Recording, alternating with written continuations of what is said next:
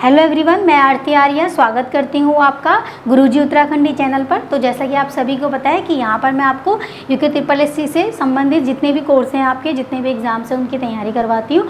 उसके लिए मैं आप लोग को यहाँ पे हिंदी पढ़ाती हूँ, ठीक है। तो आज हम लोग अपनी MCQ की सीरीज़ हमने जो स्टार्ट करी थी उसी को ही कंटिन्यू करेंगे, ठीक है। अगर आप मेरी और भी क्लासेस देखना चाहते हैं, डेमो क्लासेस देखना चाहते हैं, तो आप हमारा वेदाशी लर्निंग ऐप डाउनलोड करेंगे और वहाँ पर आपको हमारी सारी डेमो क्लासेस प्रोवाइड की है। इसके अलावा आप अगर हमसे जुड़ना चाहते हैं वैसे तो आप हमारे कुसुमखेड़ा चौराहे पर आके विजिट कर सकते हैं। हमारा ऑफलाइन कोचिंग इंस्टीट्यूट भी स्टार्ट हो चुका है, तो आप वहाँ पे आके विजिट कर सकते हैं। चलिए तो शुरू करते हैं हम अपने MCQs जो हम हमेशा के लिए करते हैं। तो यहाँ पे देखो, आपके लिए पहला क्वेश्चन क्या लेकर आई हूँ मैं, हिंदी का। तो यहाँ पे लिखा है कि हिंदी साहित्य के आरंभिक काल को आचार्य राम शुक्ल ने क्या कहा। तो यहाँ पर एक नंबर आपको एक्स्ट्रा और मिलता है। क्यों मिलेगा? वो इसलिए मिलेगा क्योंकि जो हिंदी साहित्य के आरंभिक काल, मतलब जी जो आरंभिक काल है वो आचार्य राम शुक्ल, मतलब कि हिंदी का जो साहित्य के जो काल है उसको कालों में विभाजित किसने किया था? आचार्य राम शुक्ल ने किया था, ठीक है। तो उन्होंने क्या कहा था कि जो आरंभिक काल है, मतलब कि जो आरंभिक काल था, उन्होंने इसको क्या नाम दिया? तो ऑप्शन में हम लोग जाएंगे। यहाँ पे ऑप्शन क्या लिए हैं आपके लिए, देखिए। सबसे पहला है आदिकाल, दूसरा है सामंत काल, तीसरा है वीर गाथा काल और चारण काल, ठीक है। तो ये क्वेश्चन बहुत आम है और बहुत सारा आपसे मतलब इससे पूछा गए हैं क्वेश्चन प्रीवियस ईयर में, तो आप लोग को पता होना चाहिए।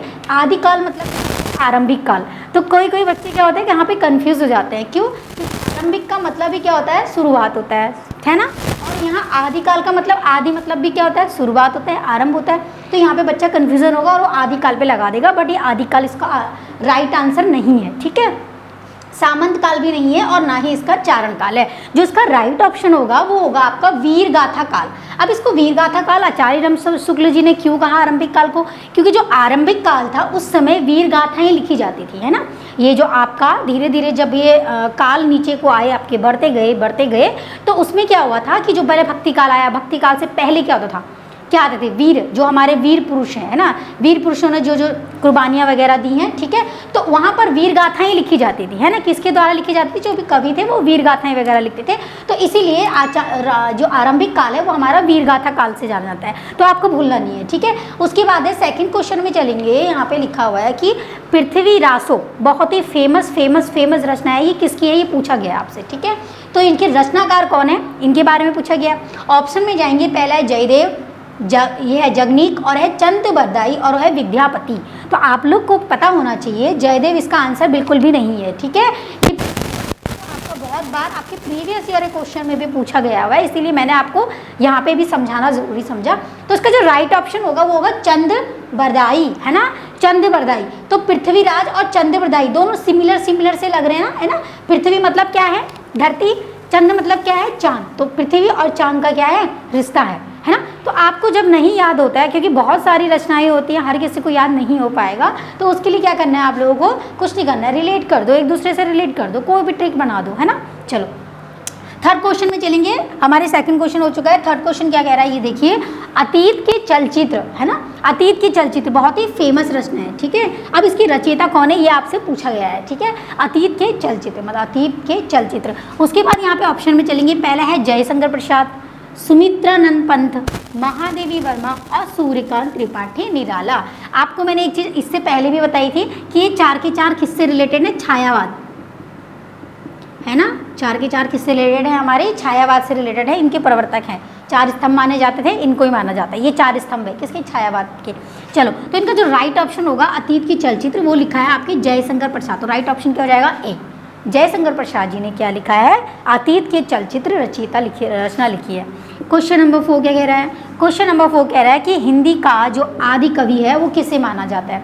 बहुत इंपॉर्टेंट क्वेश्चन है ना। सीधी सी बात है, अगर हम हिंदी साहित्य को पढ़ रहे हैं, हम हिंदी भाषा को पढ़ रहे हैं, तो इसका आरंभ कहाँ से हुआ? किसने? तो कोई ना कोई ऐसा व्यक्ति तो होगा जिसने इसकी शुरुआत करी, है ना। तो कौन है वो? पहला है सरहप्पा, पुष्पदंत, उसके बाद है स्वयंभू और अब्दुल रहमान, ठीक है। तो हम लोग मैं आपको बता दूं कि जो हिंदी का आदि कवि है वो माना जाता है स्वयंभू को माना जाता है। तो स्वयंभू क्वेश्चन क्या कह रहा है हमारा, देखिए। कथा सम्राट किसे कहा जाता है ना। कथा सम्राट बहुत ही इंपॉर्टेंट है, ठीक है। तो आपसे अगर पूछा जाएगा कि आप ये बताइए कि कथा सम्राट किसे कहा जाता है, तो आप कहोगे किसे कहा जाएगा, जैनेन्द्र कुमार को, तुलसीदास जी को, प्रेमचंद जी को या सूरदास जी को। तो कथा लिखने में जिन्होंने सम्राट हासिल किया है ना, ऐसे बोल सकते हो याद करके, तो वो कौन थे, प्रेमचंद, मुंशी प्रेमचंद, सबसे प्रेम करते थे, है ना। तो इस तरीके से याद कर लो, मुंशी प्रेमचंद जी क्या थे, बहुत ही कथा लिखते थे, है ना। तो मुंशी प्रेमचंद जी क्या थे, कथा सम्राट इनको बोला जाता है, दूसरा नाम। चलो नेक्स्ट चलते हैं हम लोग अपने 7 नंबर पे। 7 नंबर क्या कह रहा है, एक भारतीय आत्मा किसे कहा जाता है ना। तो बहुत ही इंपॉर्टेंट है, एक भारतीय आत्मा, है ना, एक भारतीय आत्मा किसे कहा जाता है, आप बताओ, जयशंकर प्रसाद जी को, रामधारी सिंह दिनकर जी को, या माखनलाल चतुर्वेदी को, या फिर आपके सुमित्रानंद पंत जी को। बहुत ही इंपॉर्टेंट है, पूछ लिया जाएगा वन लाइन में कि भारतीय आत्मा किसे कहा जाता है। तो मैं आप लोगों को बता दूं, हमारे जो माखनलाल चतुर्वेदी हैं इन्हीं को ही क्या कहा जाता है, भारत की आत्मा, मतलब भारतीय आत्मा कहा जाता है। इसको कैसे याद रखोगे, भारत की आत्मा, है ना। भारत में हम सबसे ज़्यादा कौन से ईश्वर को मानते हैं, हम बहुत सारे भगवान को मानते हैं, लेकिन माखनलाल जो माखन खाता है, कृष्ण कन्हैया, है ना, बहुत शरारत करता है, तो हम इससे बहुत प्रेम करते हैं, ठीक है। इसीलिए हम इसको क्या समझते हैं, अपनी भारत की आत्मा समझते हैं, है ना। समझ में आ गया, माखनलाल चतुर्वेदी भारतीय आत्मा कही जाता है। उसके बाद है नेक्स्ट क्वेश्चन हमारा 8 क्वेश्चन क्या कह रहा है, 8 क्वेश्चन कह रहा है कि चांद का मुंह टेढ़ा है, तो इसकी रचयिता कौन है, चांद का मुंह टेढ़ा है, इनके रचयिता पूछे जा रहे हैं आपसे, तो आप लोग बताएंगे क्या है, चांद का मुंह टेढ़ा है। तो ये किसने लिखी है, भारतेंदु हरिश्चंद्र जी ने, या गिरिजा कुमार जी ने, गजानन माधव मुक्ति, ठीक है। तो इनका नाम, पूरा नाम क्या है इनका, गजानन माधव मुक्तिबोध है, ठीक है। तो ये इन्होंने लिखा है, किसने लिखा है, और यहाँ है भवानी प्रसाद दिनकर, ठीक है। तो अभी यहाँ पे क्या है कि भवानी प्रसाद है, ठीक है। चांद का मुंह टेढ़ा है, ये आपका लिखा है किसने, गजानन मुक्तिबोध ने, याद होना चाहिए, इंपॉर्टेंट है, ठीक है। क्यों इंपॉर्टेंट है, क्योंकि चांद का मुंह टेढ़ा है। अब इसको कैसे याद करोगे मैम, बता दो, चलो बता देते हैं। देखो, चांद का मुंह टेढ़ा है और गजानन मुक्ति, गजानन हम किसको बोलते हैं, हम किसे बोलते हैं, हम गणेश जी भगवान को बोलते हैं। उनकी नाक कितनी है, लंबी है ना। तो उनकी नाक लंबी है, तो उन्होंने ही सोचा जब मेरी नाक लंबी है तो चांद का मुंह भी कैसा होगा, टेढ़ा होगा, है ना। ऐसे करके याद कर लोगे आप लोग, तो ये याद कर लो, रिलेट करके याद हो जाएगा, ठीक है। तो आज की वीडियो में आपके लिए इतना ही था, मिलूंगी मैं और MCQ के साथ, आपके साथ नए टॉपिक के साथ भी। तब तक के लिए धन्यवाद।